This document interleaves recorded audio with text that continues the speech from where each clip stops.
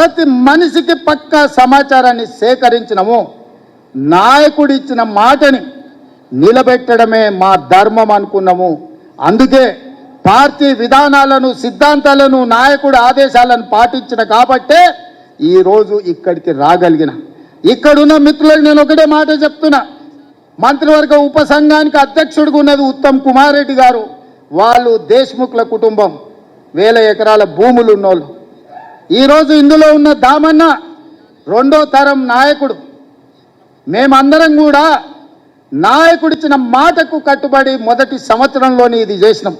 ఏ రాష్ట్రంలో అయినా ఎవరైనా చేసిందా మీరు ఆలోచన చేయండి సోదరులారా. ఇవాళ మా చిత్తశుద్ధిని కాంగ్రెస్ పార్టీ నిర్ణయాన్ని తప్పుదోవ పట్టించి బలహీన వర్గాలకు శాశ్వతంగా అన్యాయం చేయాలని ఆలోచన చేస్తారు.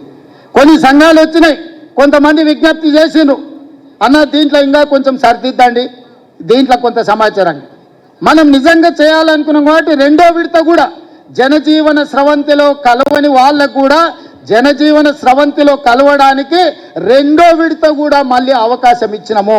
ఇది మా ప్రభుత్వం యొక్క చిత్తశుద్ధి. మీడియా మిత్రులు, బలహీన వర్గాల సంఘాలు, మా సోదరులు అర్థం చేసుకోవాలి. ఈరోజు దీన్ని తప్పుపడితే శాశ్వతంగా మీరు నష్టపోతారు. మిమ్మల్ని నష్టపరచాలి అని ఒక పక్కన మోడీ, ఇంకొక పక్కన కేడీ ఇద్దరు ప్రయత్నం చేస్తున్నారు. ఈ లెక్క పక్కాగా తేలితే రేపు ఢిల్లీలో రాహుల్ గాంధీ గారు ఈ లెక్క మొన్ననే పార్లమెంట్లో బడ్జెట్ సమావేశాల సందర్భంగా నరేంద్ర మోడీని రాహుల్ గాంధీ గారు నిలదీశాడు.